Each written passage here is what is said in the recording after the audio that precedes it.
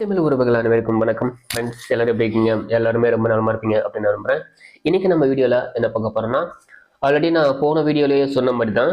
So போன வீடியோல ஒரு 35 சைஸ் கொண்ட ஒரு பிளவுஸ் 2 ஷோல்டர் அளவு இருந்ததுன்னா அவங்களுக்கு வந்து எப்படி கரெக்டாக வெட்டுறது அப்படிங்கிறத நீங்க பார்த்துருப்பீங்க. ஸோ இப்போ வரைக்குமே நீங்க அந்த வீடியோ பார்க்காட்டி மேலே கார்டில் கீழே டிஸ்கிரிப்ஷன்ல அந்த வீடியோ நான் போட்டிருப்பேன். ஸோ அதோட லிங்க் தரேன், பார்த்துட்டு அதுக்கப்புறமா இந்த ஸ்டிச்சிங் வீடியோ பாருங்க. ஸோ இந்த ஸ்டிச்சிங் வீடியோவை பொறுத்த வரைக்கும் வந்து பார்த்தீங்கன்னா இது வந்து ரொம்பவே ஒரு சாஃப்டான மெட்டீரியல். ஸோ இந்த சாஃப்டான மெட்டீரியல் அப்படிங்கும் போது வந்து நம்ம எந்த மாதிரி வந்து அதாவது தையலோட அமைப்பு வந்து நம்ம வந்து கொடுக்கணும், எவ்வளோ நிதானமாக தைக்கணும், எவ்வளோ எந்தெந்த இடத்துல வந்து நார்மலாக எந்தெந்த இடத்துல கொஞ்சம் வேகமாக தைக்கணும் அப்படிங்கிறத முழுமையாக உங்களுக்கு வந்து எடுத்து சொல்லியிருக்கேன். ஸோ இந்த வீடியோ முக்கியமாக பிகினர்ஸுக்கு ரொம்பவே பயனுள்ளதாக இருக்கும் அப்படின்னு நான் நம்புகிறேன். ஸோ இந்த வீடியோ பார்த்துட்டு இந்த வீடியோக்கு கீழே உங்களுக்கு இந்த வீடியோவில் சந்தேகம் வரக்கூடிய விஷயங்கள் ஏதாச்சும் இருந்துச்சுன்னா கமெண்ட் பண்ணுங்க. உங்களுக்கு பிடிச்ச விஷயம் எது இருந்தாலும் வந்து நீங்கள் மறக்காம வந்து கமெண்ட் பண்ணுங்க. ஸோ உங்கள் கமெண்ட் வந்து ரொம்ப ரொம்ப முக்கியமான ஒன்று. மறக்காம இந்த வீடியோக்குள்ள போக முன்னாடி தயவு செஞ்சு இந்த வீடியோக்கு ஒரு லைக் கொடுத்துருங்க. அப்பதான் இந்த வீடியோ வேணுங்கிறவங்களுக்கு யூடியூப் அதை கொண்டு போய் சேர்க்கும். நீங்க பார்த்துட்டு இருக்கிறது ஸ்டிச் மாஸ்டர் தமிழ். நான் உங்கள் நண்பன் MSR. வாங்க இன்னைக்கு வீடியோக்குள்ள போலாம்.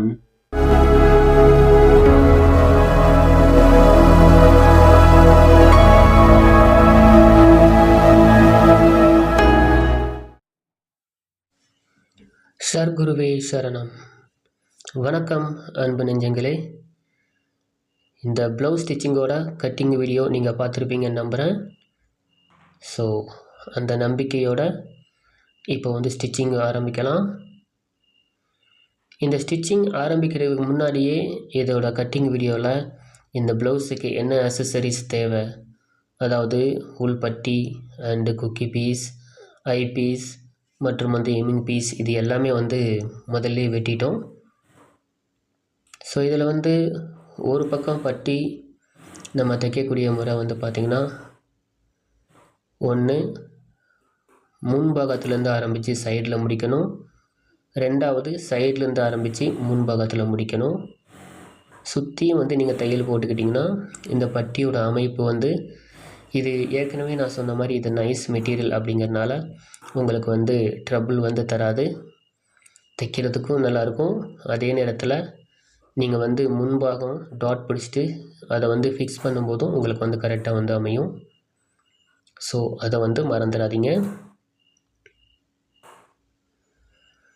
நான் ஏற்கனவே சொன்னது போல் இதில் பாருங்கள், முதல்ல முன்னாடி இருந்து ஆரம்பித்து பின்னாடி முடிச்சிருக்கேன்.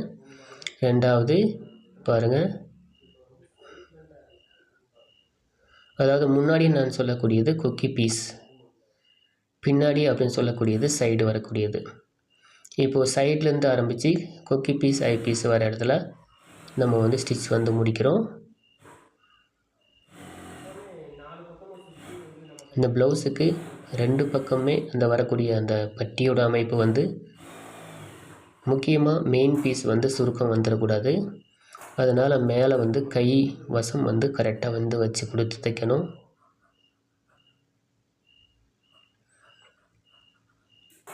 ஓகேங்களா? ஸோ சிறப்பாக அந்த பட்டியோட அமைப்புக்கு ஏற்றால் போல் நம்ம வந்து ரெடி பண்ணிக்கணும். நான் எப்போவுமே சொல்கிற மாதிரி லைனிங் தான் ஒரிஜினல், மெயின் பீஸ் வந்து அடிஷ்னல். லைனிங் ஏற்றால் போல் மெயின் பீஸை வந்து அதற்கப்புறமா வந்து வெட்டிக்கணும். இப்போ வந்து நம்ம கை வந்து தைச்சிக்கலாம். கை தைக்கிறதுக்கு முன்னாடி ஒரு முக்கியமான விஷயம் என்னென்னா, இதில் வரக்கூடிய அந்த பார்டர், கீழே வரக்கூடிய அந்த பார்டர் வந்து ஒரு பக்கம் சின்னதாகவும் ஒரு பக்கம் பெருசாகவும் வருது. ஸோ அதனால் வந்து அதை நம்ம வந்து முதல்லையே சரி பண்ணிக்கணும். தைக்கிறதுக்கு முன்னாடியே இந்த ரெண்டு கையோட அளவும் ஒன்று போல் தான் இருக்கா அப்படிங்கிறத பார்த்துக்கணும்.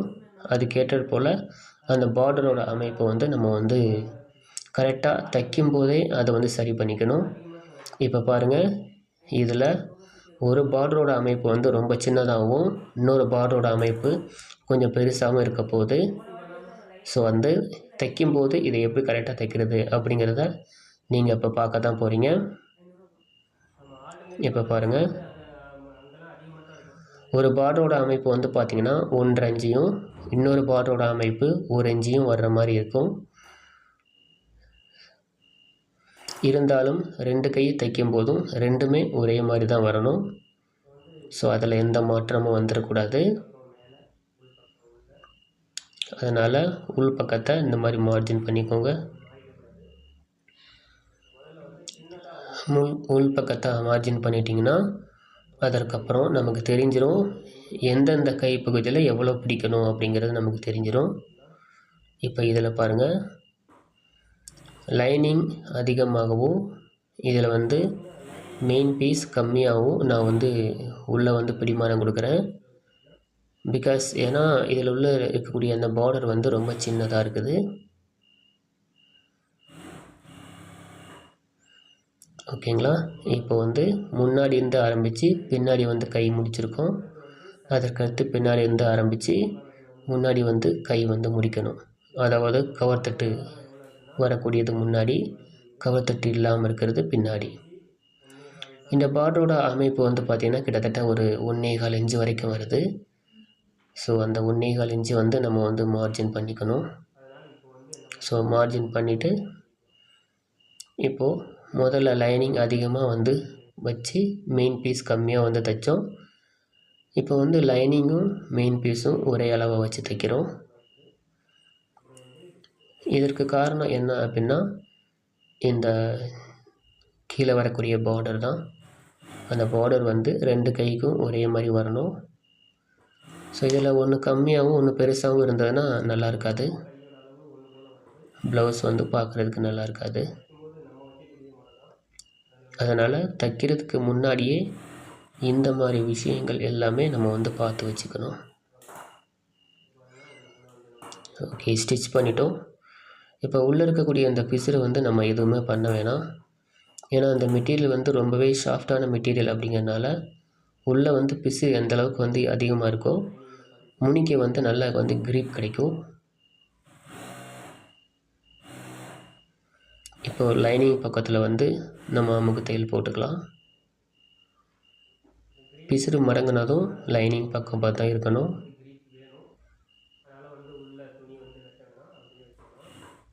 ஸோ இந்த மாதிரி வந்து நம்ம கை ஸ்டிச் பண்ணோம்னா ஓரத்தையல் மட்டும் போட்டால் கண்டிப்பாக வந்து கை வந்து தூக்கும், மிடில் வந்து தூக்கும்.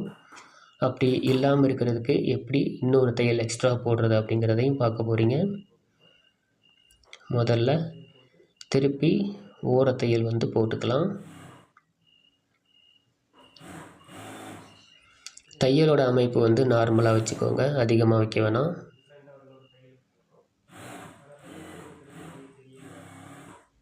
ஓகே, இப்போ வந்து இன்னொரு கையும் வந்து நம்ம தைச்சிக்கலாம்.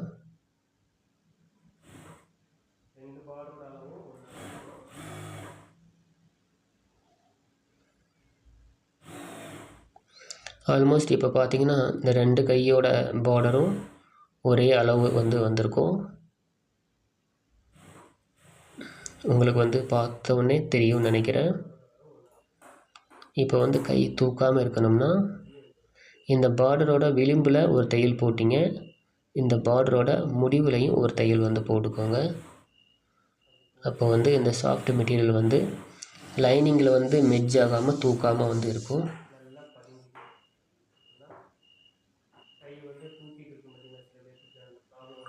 இந்த இடத்துல வந்து நம்ம தையல் போடும்போது தையலும் போட்டிருப்போம், பட் ஆனால் அது வந்து வெளியே பார்க்குறதுக்கு வந்து தெரியாது.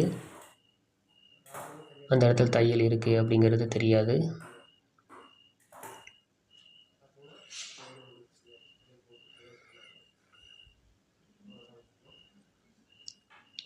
பாருங்கள், 2 பக்கமும் இந்த கரையோட அமைப்பு ஒரே மாதிரி வந்திருக்கு. ஸோ இப்போது இதில் நம்ம கையை வந்து ரெடி பண்ணிக்கலாம்.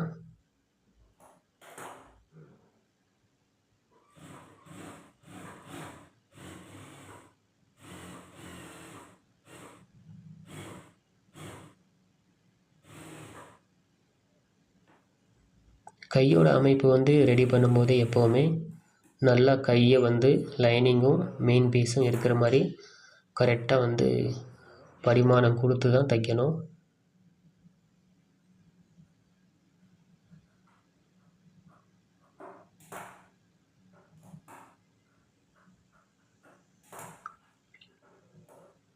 ஓகே, இப்போ வந்து கை வந்து ரெடி பண்ணிட்டோம்.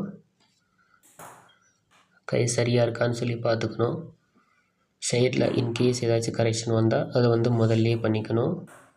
இந்த மாதிரி கரெக்ஷன்லாம் நம்ம பண்ணும்போது சைடு ஜாயிண்ட் வந்து ஏற்ற இறக்கம் இல்லாமல் கரெக்டாக வந்து வர்றதுக்கு வாய்ப்பு இருக்குது.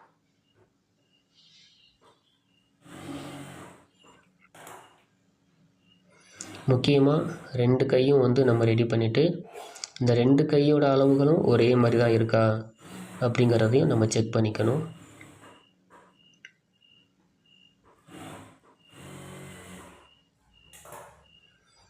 இந்த மாதிரி நைஸ் மெட்டீரியல் நம்ம வந்து தைக்கும்போது நம்ம தையல் மிஷினோட மீதி இருக்குது பார்த்திங்களா, அதை வந்து லேசாக வந்து டச் பண்ணிக்கணும். அப்போ வந்து மிதி வந்து லேசாக தூக்கிக்கிறோம். அப்படிங்கும்போது கீழே இருக்கக்கூடிய அந்த சாஃப்டான மெட்டீரியல் வந்து சுருக்கம் இல்லாமல் அழகாக வந்து வர்றதுக்கு வாய்ப்பு இருக்குது. இப்போ 2 கையும் ஒன்றா வச்சு பார்த்துக்கலாம். கரெக்ஷன் இருந்ததுன்னா முதல்ல வந்து கரெக்ஷன் பண்ணிக்கலாம். பாருங்கள், கொஞ்சமாக வந்து கரெக்ஷன் இருக்குது. ஸோ அந்த கரெக்ஷனை வந்து சரி பண்ணிக்கலாம். இப்படி வந்து 2 கையும் வச்சு பார்க்காம செய்யாமல் அப்படியே நம்ம தைச்சிட்டோம்னா ஒரு கை நீளமாகவும் ஒரு கை வந்து சின்னதாகவும் வர்றதுக்கு வாய்ப்பு இருக்குது, கவனிக்காமல் தைச்சிட்டோம்னா. அதனால் வந்து தைக்கிறதுக்கு முன்னாடியே கை வந்து ரெடி பண்ணும்போதே இந்த 2டையும் ஒன்றா வர்ற மாதிரி நம்ம வந்து ரெடி பண்ணிக்கணும். இப்போ மிடில் அர்க்காத்து போட்டுக்கணும். பார்த்திங்களா, 2 கையோட அளவும் ஒரே மாதிரி இருக்குது. கையோட உயரம் 7.25 வரணும். பாருங்கள், கரெக்டாக பிடிமானம் போக 7.25 வந்து கண்டிப்பாக வந்துடும். இப்படி கரெக்ஷன் பண்ணும்போது ஆல்ரெடி வந்து நம்ம போட்டிருந்த தையல் வந்து மிஸ் ஆகிருந்ததுன்னா திரும்ப வந்து ஒரு தையல் போட்டுக்கணும்.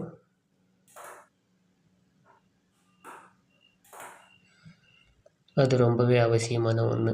ஓகேங்களா? இப்போது அடுத்து இந்த ப்ளவுஸோட பின்பகுதி பேக் தட்டு வந்து நம்ம வந்து ஃபிக்ஸ் பண்ணிக்கலாம். இதோட இடுப்பு சுற்றளவு 28 இன்ச்சு, கை சுற்றளவு 12 இன்ச்சு.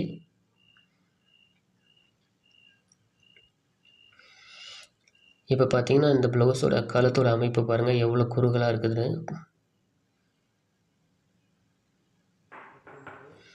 கழுத்தோட அமைப்பை வந்து கரெக்டாக ஒன்று போல் வச்சுக்கணும். சைடில் வரக்கூடிய துணி, கீழே வரக்கூடிய துணி எல்லாமே கரெக்டாக இருக்கான்னு சொல்லி முதல்லையே வந்து செக் பண்ணிக்கணும். அதற்கப்புறமா கழுத்தில் வந்து தையல் வந்து போடுறதுக்கு ஆரம்பிக்கணும். இது வந்து சாஃப்டான மெட்டீரியல் அப்படிங்கிறனால வந்து இதுக்கு வந்து சின்னதாக எப்பயும் நம்ம 1/4 இன்ச்சு எம்மிங் பீஸ் கொடுப்போம் இல்லையா, ஸோ அந்த 1/4 இன்ச்சு எம்மிங் பீஸ் வந்து நம்ம இதுக்கு கொடுக்க போகிறோம்.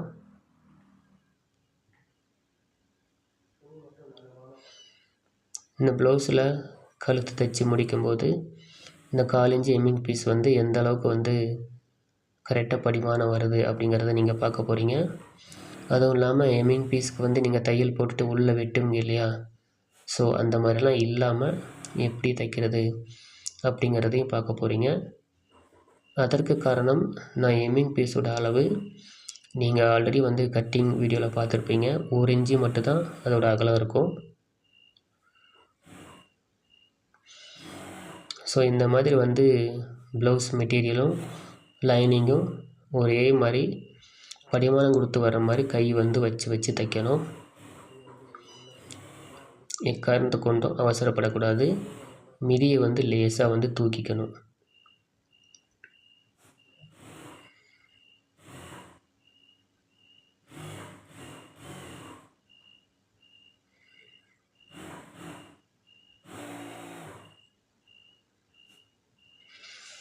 ரொம்பவே பொறுமையாக வந்து இந்த மாதிரி நைஸ் மெட்டீரியல் தைக்கும்போது நம்ம ஃபாலோ பண்ணணும்.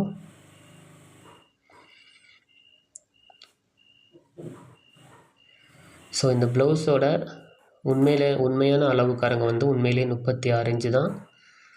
ஸோ அவங்க வந்து கொஞ்சம் வெயிட்லெஸ் ஆகிட்டாங்க, அதனால் வந்து 1 இன்ச்சு குறைச்சி 35 இன்ச்சுக்கு வந்து இந்த ப்ளவுஸ் வந்து ரெடி பண்ணுறோம்.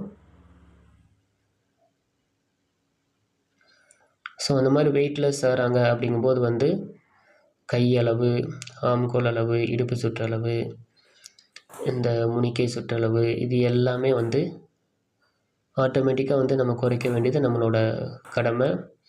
அதே நேரத்தில் இந்த ப்ளவுஸ் வெட்டும்போது நீங்கள் பார்த்துருப்பீங்க, ஷோல்டரோட அளவு எவ்வளோ வச்சுருந்தேன், கழுத்தோட அகலம் எவ்வளோ வச்சுருந்தேன் அப்படிங்கிறத நீங்கள் வந்து தெளிவாக வந்து பார்த்துருப்பீங்க.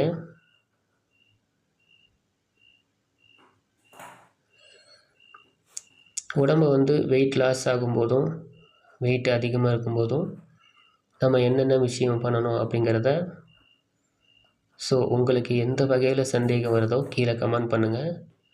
உங்களோட சந்தேகத்தை நிவர்த்தி பண்ணுறேன். ஏன்னா எப்போவுமே எல்லாருக்குமே உடம்பு அளவு வந்து பார்த்திங்கன்னா கரெக்டாக இருக்கிறது இல்லை. ஒரு சில பேரை தவிர மற்ற எல்லாருக்குமே வந்து உடம்பு அளவுகள் வந்து மாறும்.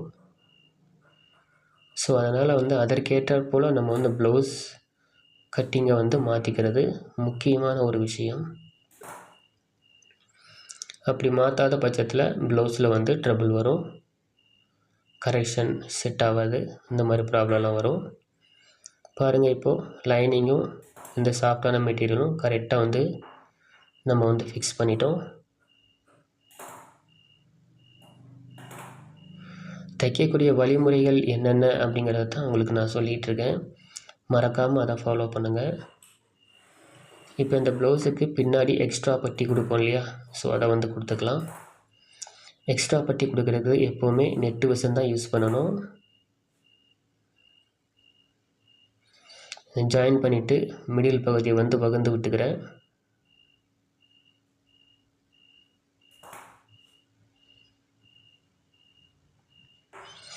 அதற்கப்புறமா எந்த அளவுக்கு அறுக்காத்து நம்ம போட்டிருக்கப்போ அந்த அறுக்காத்தும் இந்த மெயின் பீஸ்லேருந்து அந்த எக்ஸ்ட்ரா பட்டி துணியும் ஒன்று போல் வச்சு நம்ம வந்து ஜாயின் பண்ணிக்கலாம்.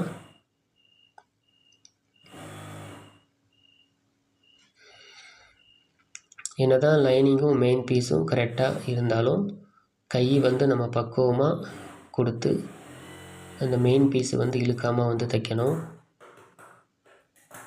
ஓகே, பட்டி வந்து இப்போ ஃபிக்ஸ் பண்ணிட்டோம். அதற்கடுத்து இதை நெரிச்சு விட்டுட்டு மேலே வந்து அமுக்கு தையல் போட்டுக்கணும்.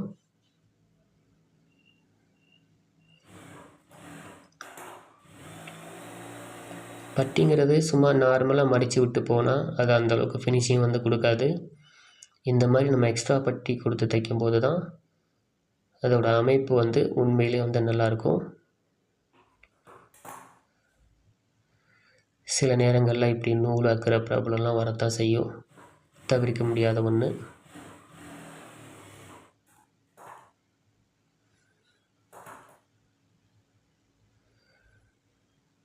பட் என்ன தான் வந்து நூல் அறுத்தாலும் அதை வந்து கரெக்ஷன் பண்ணிடணும், உடனே பண்ணிடணும்.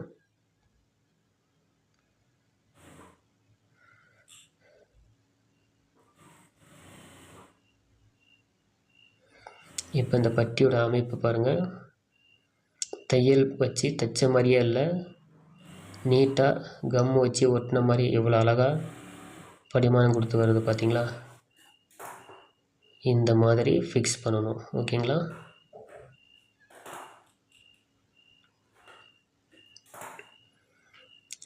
அதற்கடுத்து இந்த ப்ளவுஸோட கழுத்தோட நடுப்பகுதி அந்த சைடில் போட்டிருக்கக்கூடிய அந்த சென்டர் பகுதி, இது சென்டர், கழுத்தோட சென்டர், இந்த ரெண்டையும் ஒன்றா வச்சுக்கணும். அப்படி மடிக்கும்போது வர்ற இடத்துல 1/4 இன்ச்சு அளவுக்கு டாட் வந்து பிடிச்சி 4 இன்ச்சு அளவுக்கு உயரத்தில் முடிக்கணும். 1/4 இன்ச்சு டாட் பிடிக்கணும், 4 இன்ச்சில் முடிக்கணும். இப்போ பாருங்கள், சென்டர், சைடில் வரக்கூடிய எக்ஸ்ட்ரா பீஸ், இந்த ரெண்டுக்கும் நடுவில் வரக்கூடியது மெயின் பீஸ், டாட் பிடிக்கக்கூடிய இடம், ஓகேங்களா. 2 டாட்டோட அளவும் ஒரே மாதிரி இருக்குது. ஸோ இப்போ இந்த டாட்டை வந்து நம்ம நெரிச்சு விட்டுக்கலாம். நிறைய பேருக்கு வந்து பார்த்திங்கன்னா இந்த யூனுக்கு தான் ரொம்பவே ப்ராப்ளமாக இருக்குது. அதனால் இந்த ப்ளவுஸோட கட்டிங் வீடியோ கண்டிப்பாக பாருங்கள். இந்த ப்ளவுஸுக்கு இடுப்பு சுற்றளவு 28 இன்ச்சு, அதில் வந்து பேக் தட்டில் 14 இன்ச்சுக்கு நான் மார்ஜின் பண்ணிக்கிட்டேன். அடுத்து முன் பீஸ் தைக்கிறதுக்கு முன்னாடி மெயின் பீஸில் உள்பக்கம் வெளிப்பக்கம் தெரிகிற மாதிரி மார்ஜின் போட்டுக்கணும். இது தைக்க ஆரம்பிக்க முன்னாடி இந்த லைனிங்கில் வந்து அர்க்காத்து வந்து போட்டிருந்த இடத்துல நம்ம ஊசி குத்து வந்து டாட்டுக்காண்டி போட்டுக்கணும். இப்போ பாருங்கள், இது உள்பக்கம். உள்பக்கத்தில் நம்ம வைக்கும்போது நம்ம போட்டிருக்கக்கூடிய க்ரீஸ் வந்து தெரியணும் வெளியே.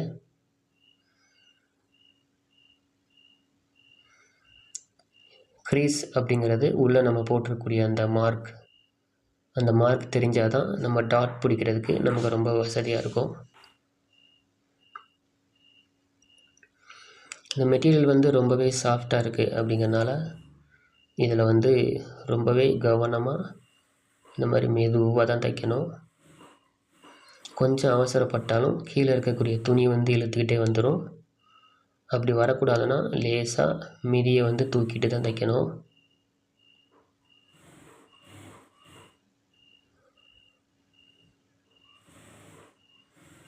கவனம் வச்சுக்கோங்க.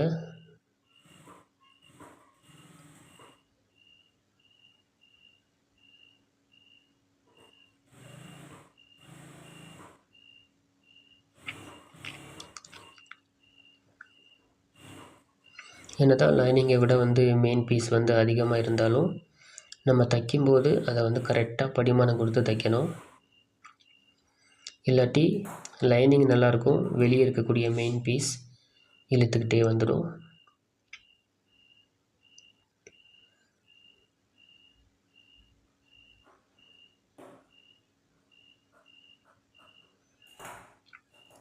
இந்த மாதிரி தைச்சிட்டு இந்த சைடில் உள்ள அந்த மெயின் பீஸை பூரா வெட்டி விட்டுட்டு இதோட அளவுகள் சரியாக இருக்கா அப்படிங்கிறத செக் பண்ணிக்கணும்.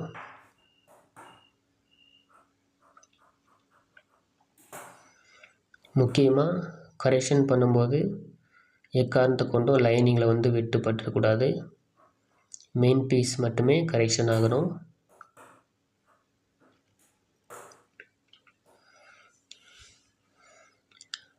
இது வந்து லைனிங் அப்ளை பண்ண கையோட இந்த டாட்டோட குறியீடுகள் திரும்பவும் அர்க்காத்து நம்ம போட்டுக்கலாம். இப்போ வந்து பாருங்கள், ஆம்கோல்லேருந்து முடிவுது, திரும்பவும் ஆம்கோல் வந்து ஆரம்பிக்கிறோம். ஓகேங்களா? இதுதான் தைக்கக்கூடிய அமைப்பு.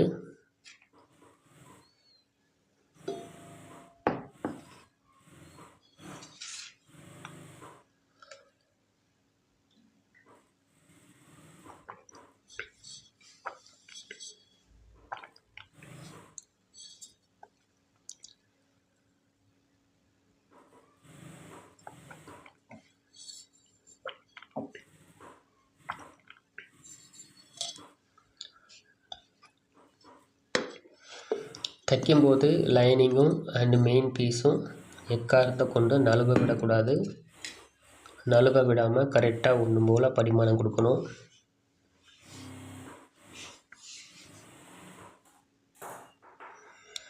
ஏன்னா சாதாரணமாக காட்டன் மெட்டீரியல் யார் வேணால் ஈஸியாக தைக்கலாம்.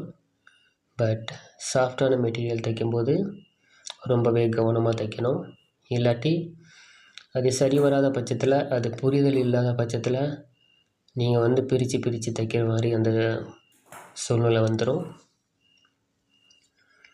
அந்த மாதிரி வந்துடக்கூடாது இல்லையா? ஸோ அதற்காகத்தான் இப்படி விளக்கமாக வந்து சொல்லிக்கிட்டு இருக்கேன். நீங்கள் செய்யக்கூடிய ஒவ்வொரு நல்ல விஷயமும் ப்ளவுஸ் வந்து நல்லா கொண்டு வரும். நீங்கள் தெரியாமல் செய்யக்கூடிய ஒவ்வொரு தவறும் ப்ளவுஸை வந்து ஸ்பாயில் பண்ணும். அதனால் வந்து தெரிஞ்சுக்கோங்க.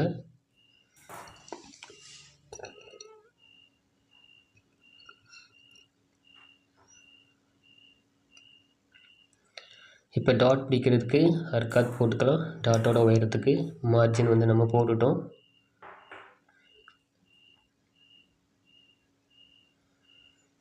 இப்போ டாட் பிடிமானத்துக்கு உண்டான அளவு 1.25, டாட்டோட உயரம் வந்து 2.25 இன்ச்சு பிடிக்கணும். பார்த்திங்களா? இவ்வளோ அழகாக நிறுத்தி நிதானமாக பிடிக்கணும். இப்போ இன்னொரு பாகத்தையும் நம்ம டாட் பிடிச்சிக்கலாம். இந்த சென்டர் டாட் பிடிக்கும்போது மட்டும் இந்த 2 டாட்டோட உயரமும் கரெக்டாக இருக்கான்னு சொல்லி முதல்லயே நம்ம செக் பண்ணிக்கணும். அப்படி இல்லாத பட்சத்தில் வந்து ஒன்று பெருசாக ஒன்று சிறுசாக போகிறதுக்கு வாய்ப்பு இருக்கு இல்லையா?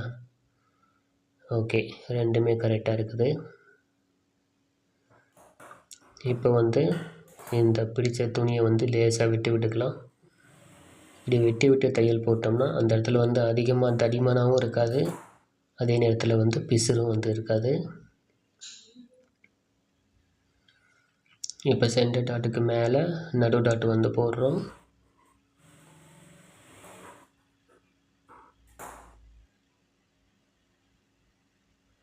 இந்த ரெண்டையும் மடிக்கும்போது ஆட்டோமேட்டிக்காக ஆம்கோல் டாட் வந்து வந்துடும்.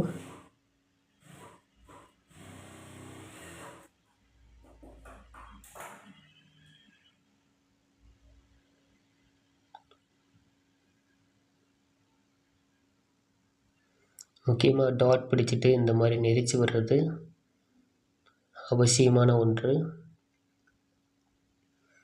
அப்போ தான் நம்ம எப்படி தைச்சிருக்கோங்கிறத நமக்கே தெரியும். ஓகே, டாட் நல்லா வந்திருக்கு.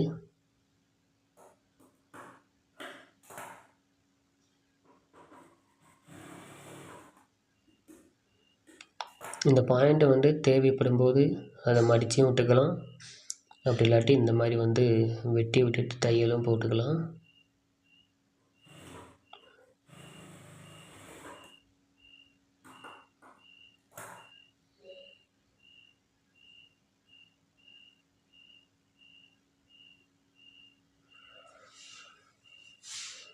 பார்த்தீங்கன்னா இந்த ஆம்கோல் டாட் போடுறதுக்கு முன்னாடி இந்த 2 டாட்டையும் மடித்து போட்டோம்னா வரக்கூடிய கரெக்டான பொசிஷன் தான் ஆம்கோல் டாட்.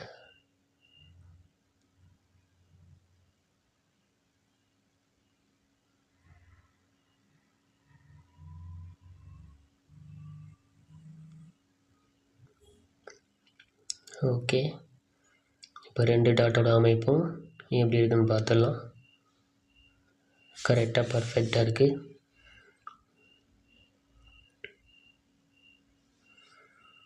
டாட் படிக்கிறது பெரிய விஷயம் இல்லை, அது ரெண்டையும் ஒன்று போல் பிடிக்கணும்.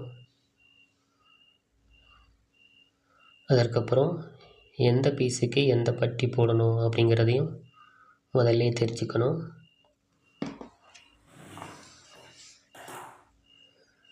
இப்போ வந்து உள்ள பிடிமானத்துக்கு வந்து பார்த்திங்கன்னா நான் கரெக்டாக 1/4 இன்ச் பாயிண்ட் அளவு தான் உள்ளே பிடிக்கிறேன்.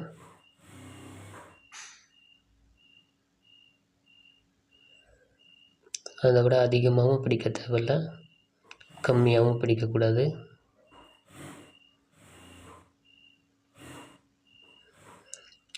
டாட் இந்த மாதிரி வந்து தையல் போட்டுட்டு இதுக்கு வந்து ரொம்பவே ஓவர்லாக் போடுறது முக்கியம்.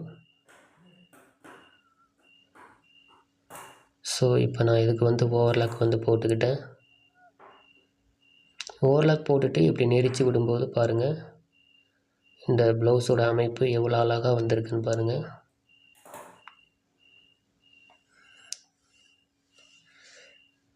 கரெக்டாக வந்து வரணும். சில பேர் இந்த மாதிரி பட்டி தைக்கும்போது கீழே வளைவு நெளிவாக அந்த மாதிரிலாம் தைப்பாங்க. அந்த மாதிரிலாம் வரக்கூடாது. பட்டியோட அமைப்புங்கிறது நேராக தான் வரணும். அதற்கு முக்கியமாக மேலே வந்து அமுக்கு தையல் போட்டுக்கணும். இதை வந்து ஓரத்தையல் அப்படின்னு சொல்லி சொல்லுவாங்க. இந்த ஓரத்தையல் அவசியம்.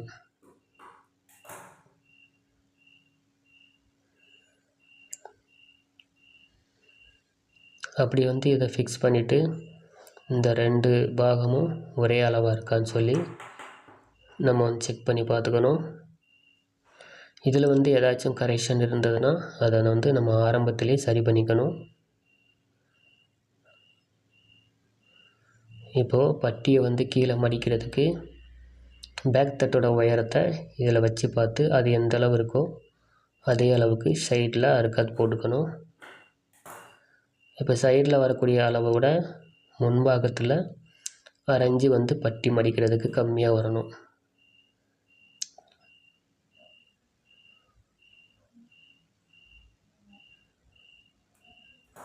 பட்டியோட அமைப்பு சைடில் எவ்வளோ இருக்கோ அதை விட கொக்கி பீஸ் வர இடத்துல 1/2 இன்ச்சு கம்மியாக இருக்கணும்.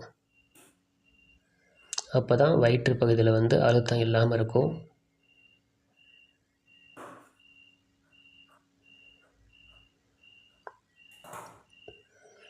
ஓகே, இப்போ வந்து நம்ம இதில் அர்க்காத் போட்டுக்கிட்டோம். ஸோ இதை வந்து நம்ம வந்து மடிச்சுக்கலாம்.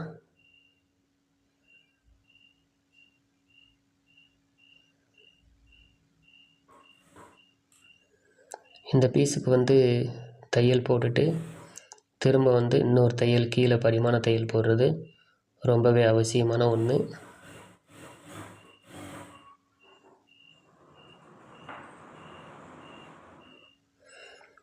அப்படி போடாமல் விட்டுட்டோம்னா அதில் வந்து நம்ம ஃபினிஷிங் எதிர்பார்க்க முடியாது. நான் சொன்னது இந்த பட்டியை தான் ஃப்ரெண்ட்ஸ். இந்த பட்டியெல்லாம் சில பேர் வந்து கிராஸாக வளைவாக ஒரு மாதிரி தைக்கிறாங்க. அந்த மாதிரிலாம் வந்து ஃபினிஷிங் இல்லாமல் தைக்கக்கூடாது.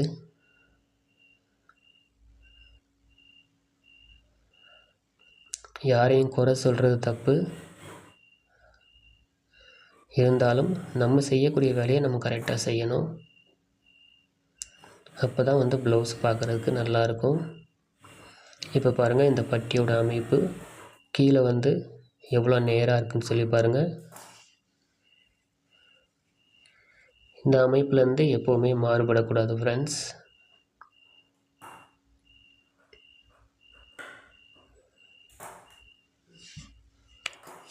இப்போ வந்து ஏற்கனவே இதில் கொக்கி பீஸ் ஐ பீஸ் வைக்கிறதுக்கு நம்ம வெட்டும் போதே வெட்டி ரெடி பண்ணிட்டோம்.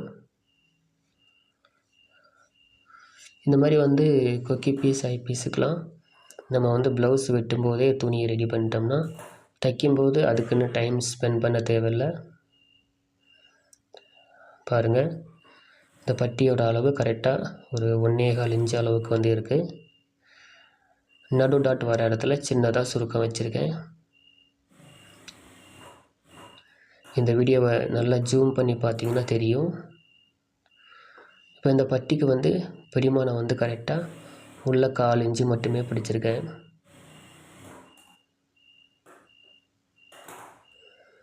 நான் சொல்கிற ஒவ்வொரு அளவுகளும் நம்ம சேனலில் நம்ம வீடியோ ஃபாலோ பண்ணுறவங்களுக்கு ஒரு ப்ளஸ் பாயிண்ட்.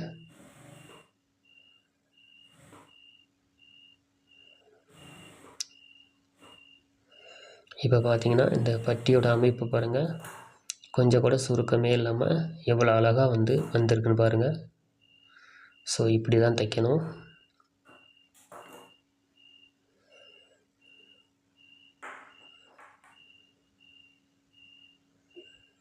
அதற்கடுத்து வந்து நம்ம இப்போது வி பீஸ் வந்து தைச்சிக்கலாம். வி பீஸ் தைக்கிறதுக்கு 3 இன்ச்சு அளவுக்கு வந்து துணியை வந்து எடுத்து அதை 2ஆக மடிச்சிக்கலாம். இப்போ பார்த்தீங்கன்னா ஒரு 2 இன்ச்சுக்கு வரும்.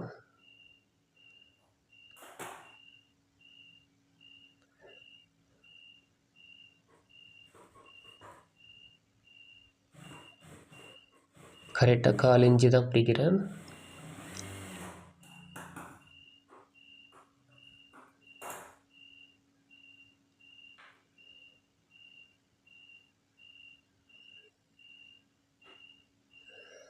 இப்போ வந்து அப்படியே வந்து நம்ம மடித்து கொக்கி பீஸ், அதாவது கொக்கி மாட்டக்கூடிய வி தைக்கக்கூடிய பீஸ் வந்து ஸ்டிச் பண்ணிக்கலாம்.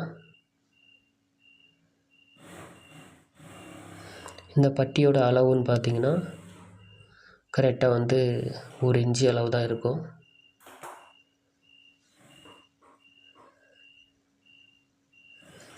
இந்த மாதிரி பீஸ் நீங்கள் கொடுக்கும்போது 5 கொக்கி அளவு அல்லது 6 கொக்கி அளவு, இது வந்து அவங்கவுங்க தேவைக்கேற்ப நம்ம வி வந்து வச்சு தைச்சிக்கலாம்.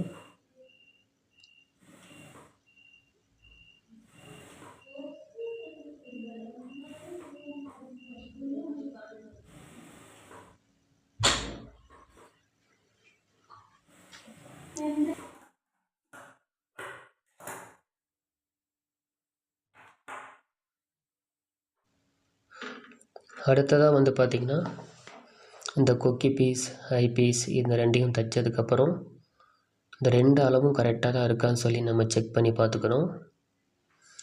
அது மட்டும் இல்லாமல் இப்போ இடுப்பு சுற்றளவு 28ல் பாதி 14, அதில் பாதி 7. இந்த 7 இன்ச்சு வந்து நம்ம மார்க் பண்ணிக்கணும். அடுத்து வந்து நம்ம ஷோல்டர் ஜாயின் பண்ணிக்கலாம்.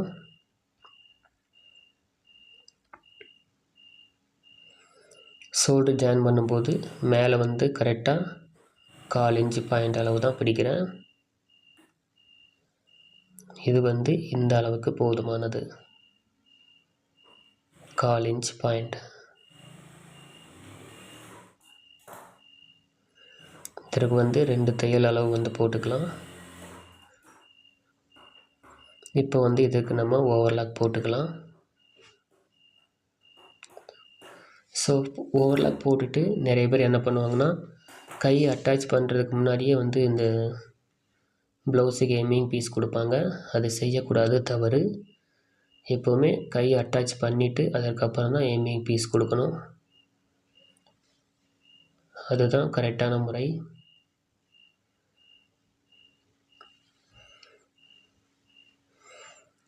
கையோட அளவுகள் தைக்கிறதுக்கு முன்னாடி கை உயரம் 7.25 இன்ச்சு வேணும். அதை வந்து மார்க் பண்ணிக்கலாம். ஸோ இந்த அளவு தான் நம்ம வந்து உள்ளே பிடிக்கணும். கையோட நடுப்பகுதியிலேருந்து ஷோல்டர் நடுப்பகுதியிலேருந்து இப்போ வந்து அளந்து பார்த்துக்கலாம். கை வந்து கரெக்டாக இருக்குது. ஸோ இந்த மாதிரி வந்து நம்ம தைக்கும்போது ஒவ்வொரு விஷயமும் நம்ம கவனித்து செய்யும்போது இதில் வந்து எந்த ஒரு விஷயமும் தப்பாக வர்றதுக்கு வாய்ப்பே கிடையாது.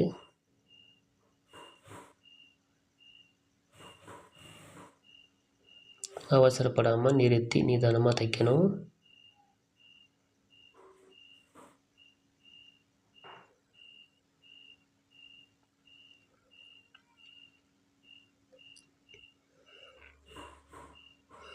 ப்ளவுஸில் வந்து கை அட்டாச் அப்படிங்கிறது ரொம்பவே ஒரு முக்கியமான ஒரு விஷயம்.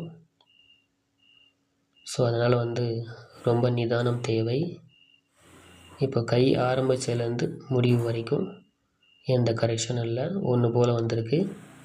கையோட நடுப்பகுதியும் கரெக்டாக வந்திருக்கு.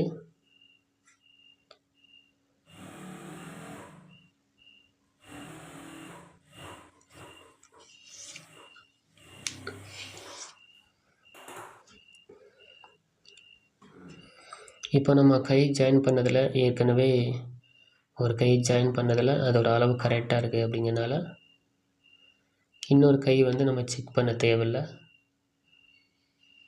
கையோட உயரத்தை மட்டும் நோட் பண்ணிக்கலாம்.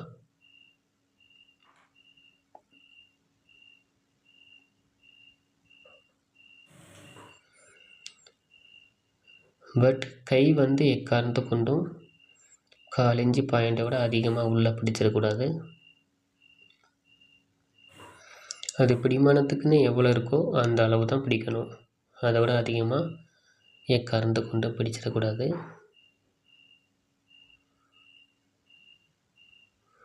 கை அட்டாச் பண்ணும்போது எப்போவுமே உடம்பு துணி கீழேயும் கை மேலேயும் தான் வச்சு அட்டாச் பண்ணணும். அதுதான் வந்து சரியாக வந்து கை அட்டாச் பண்ணக்கூடிய முறை.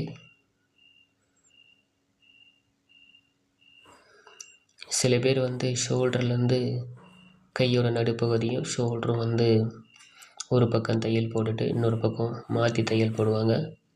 அந்த மாதிரிலாம் பண்ணக்கூடாது. அது வந்து சரியாக ஒரு தைக்கும் முறை அல்ல.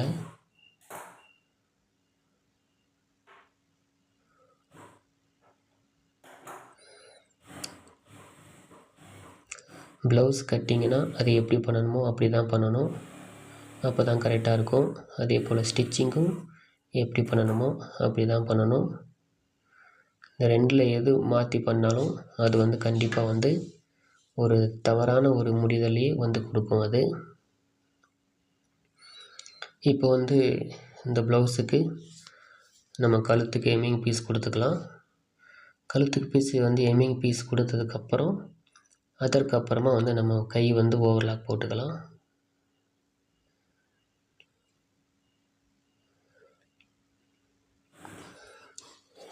இதை வந்து ஏற்கனவே இந்த ப்ளவுஸோட கட்டிங் வீடியோவில் எப்படி வந்து இந்த எம்மிங் பீஸ் வெட்டணும் அப்படிங்கிறத ஏற்கனவே நான் வெட்டி காட்டியிருப்பேன். இதோட அகலம் வந்து பார்த்திங்கன்னா 1 இன்ச்சு அளவு தான் இருக்கும். என்னதான் சின்னதாக இருந்தாலும் இது வந்து தைக்கிறதுக்கு எனக்கு போதுமானது. புதுசாக தைக்கிறவங்க நீங்கள் யாராக இருந்தாலும் 1.5 இன்ச்சு அல்லது 1.25 இன்ச்சு வந்து இந்த எம்மிங் பீஸ் அளவு வந்து வச்சுக்கோங்க. பட் நான் இப்போ வெட்டினதும் சரி, எம்மிங் பீஸ் வந்து தைச்சதுக்கப்புறம் உள்ளே வரக்கூடிய பிசுறு வந்து வெட்ட மாட்டேன். பிசுறு வந்து வராது, அதுதான் முக்கியமான விஷயம்.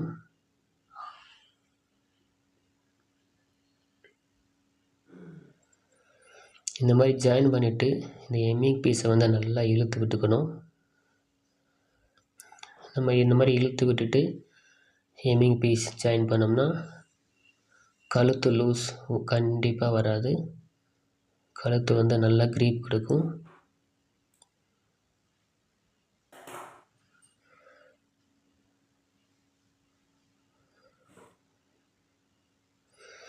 இப்படி தைக்க ஆரம்பிக்கும் போது நம்ம வந்து எம்மிங் பீஸை தான் இழுத்துக்கணும். கீழே இருக்கிற துணியை வந்து எக்காரணத்தை கொண்டு இழுக்கக்கூடாது.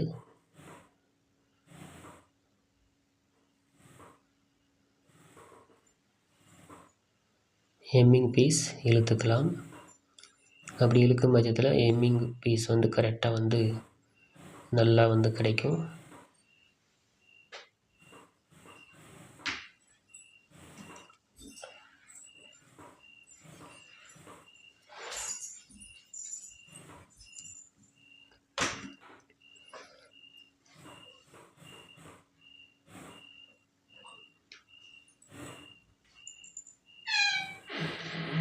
இந்த எம்மிங் பீஸ் கொடுக்கும்போது பாருங்கள், முக்கியமாக இந்த ப்ளவுஸில் முன்பாகத்தை தைக்கும்போது எக்காரணத்தை கொண்டும் இந்த முன்பாகத்தை வந்து இழுத்துறவே கூடாது. எம்மிங் பீஸை தான் இழுக்கணும். ஓகேங்களா?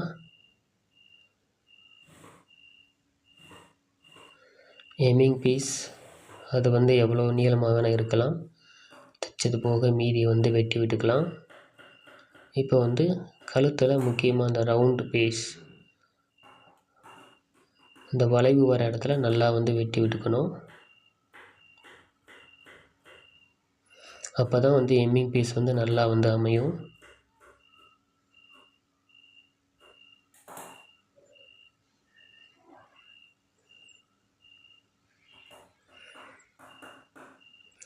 அப்படி வந்து வெட்டும்போது ஏற்கனவே நம்ம தையல் போட்டிருக்கோம் இல்லையா, அந்த தையல் மேலே வந்து வெட்டுப்பட்டுறக்கூடாது. ஸோ வெட்டி விட்டுட்டு இந்த மாதிரி வந்து நெரிச்சு விடணும்.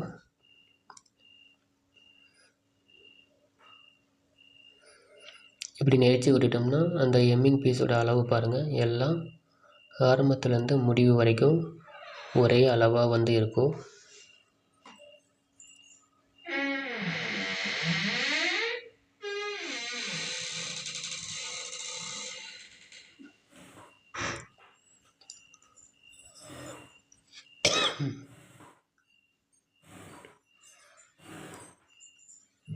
கரெக்டாக 1/4 இன்ச்சு மட்டுமே வர்ற மாதிரி வந்து எம்மிங் பீஸ் மடித்து கொடுக்கணும். ஸோ இந்த மாதிரி வந்து 1 இன்ச்சு மட்டுமே எம்மிங் பீஸ் வெட்டினோம்னா இந்த 1/4 இன்ச்சு அளவுக்கு எம்மிங் பீஸ் ஆட்டோமேட்டிக்காக வந்துடும். திரும்ப உள்ளே வந்து பிசுறு வந்து வெட்ட தேவையில்லை.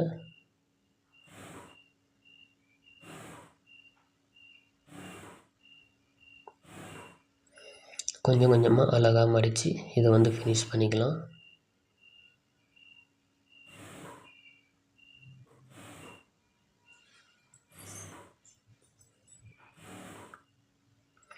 இப்போ பார்த்திங்கன்னா இந்த எம்மிங் பீஸோட அளவு கரெக்டாக 1/4 இன்ச்சு அளவுக்கு மட்டும்தான் வந்திருக்கு. இது வந்து கொக்கி பீஸ், ஐ பீஸ் வர இடத்துல மட்டும் சின்னதாக ஒரு கரெக்ஷன் வரும், வேறு எங்கேயுமே வந்து வராது.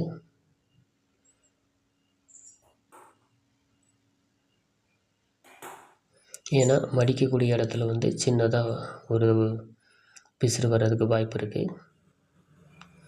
வேறு எங்கேயுமே அந்த பிசுறு வந்து வராது. இப்போ இதுக்கு மேலே வந்து ஒரு தையல் வந்து போடுறேன்னா, ஆக்சுவலாக வந்து இது ஒரு ஃபார்மாலிட்டிக்ஸ் தான் இந்த தையல் போடுறேன். இந்த தையல் போட்டுட்டு நம்ம வந்து எம்மிங் பண்ணிவிட்டு இந்த தையலை வந்து நம்ம வந்து ரிமூவ் பண்ணிடணும்.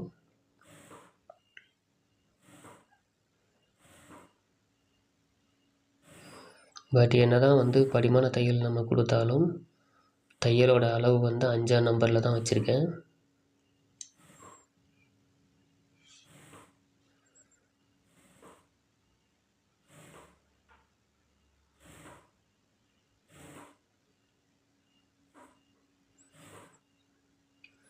நீங்கள் பார்த்தீங்கன்னா இந்த குக்கி பீஸ் ஐ பீஸ் வர இடத்துல மட்டும் சின்னதாக கரெக்ஷன் பண்ணேன். வேறு எங்கேயுமே உள்ளே வந்து துணி வந்து நான் வெட்டி விடலை.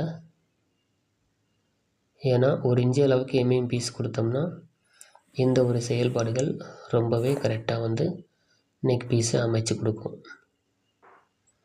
பார்த்தீங்களா எவ்வளோ அழகாக வந்திருக்குன்னு. ஸோ இப்போ வந்து கைக்கு வந்து ஓவர்லாக் போட்டுக்கலாம். சைடு வந்து ஜாயின் பண்ணுறதுக்கு இப்போ வந்து டைமிங். இப்போது முன்பாகத்துக்கும் பின்பாகத்துக்கும் மார்ஜின் வந்து ஒரே நேர்கோட்டில் வராது, கொஞ்சம் தள்ளி தள்ளி தான் வரும். பாருங்கள், பின்னாடி இங்கே இருக்குது, முன்னாடி இங்கே இருக்குது. இந்த ரெண்டுக்கும் நடுவில் தையல் வந்து ஸ்டார்ட் பண்ணிக்கலாம். நமக்கு எக்காரணத்தை கொண்டும் சைடில் வந்து துணி வந்து கரெக்ஷன் போயிடக்கூடாது. அதே நேரத்தில் ப்ளவுஸோட அளவும் கரெக்டாக வரணும்.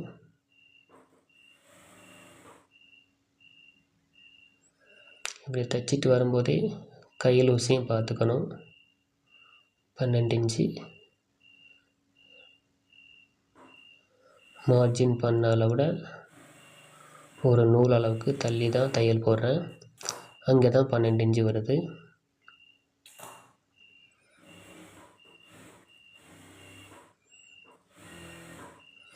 இப்போ பார்த்தீங்கன்னா சைடு தைக்கும்போது எனக்கு எந்த விதமான கரெக்ஷனும் வரல. சைடுலேருந்து ஹம்கோல்லேருந்து கை வரைக்கும் ஒரே நேர்கோட்டாக வந்திருக்கு. இப்போ இதுலேயும் பாருங்கள், பேக்கு ஃப்ரண்ட்டுக்கும் நடுப்பகுதியில் நம்ம வந்து தையல் போடுறோம்.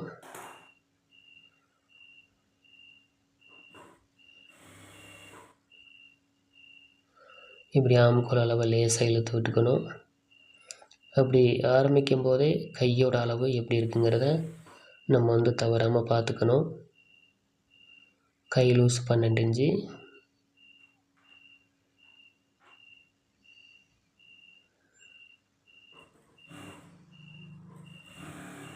அவ்வளோதாங்க, இந்த ப்ளவுஸோட ஃபினிஷிங் முடிந்தது. இப்படி நீங்கள் ப்ளவுஸ் தைக்கும்போது ஒவ்வொரு விஷயமும் நீங்கள் பார்த்து செஞ்சிங்கன்னா உங்களுக்கு ப்ளவுஸ் வந்து ப்ராப்ளமே வராது.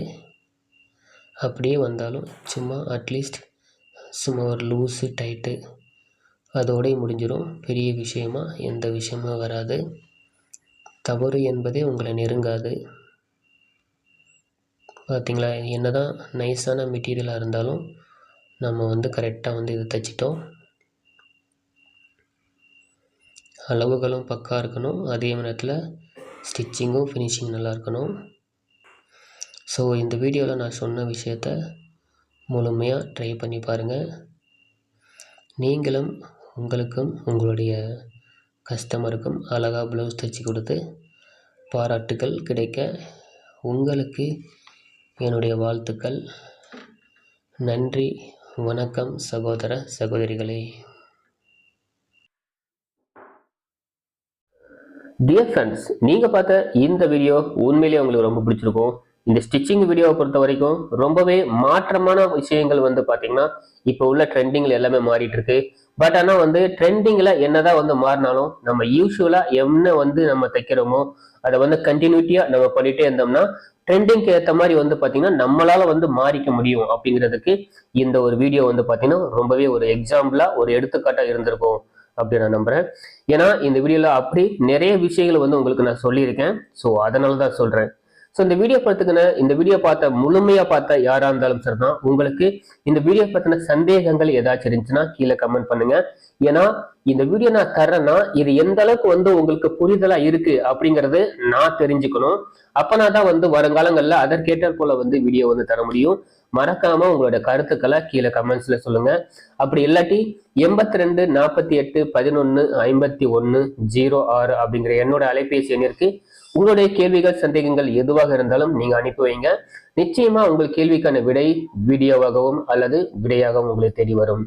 இதே போல வேறொரு வீடியோல மீட் பண்றேன். நன்றி, வணக்கம்.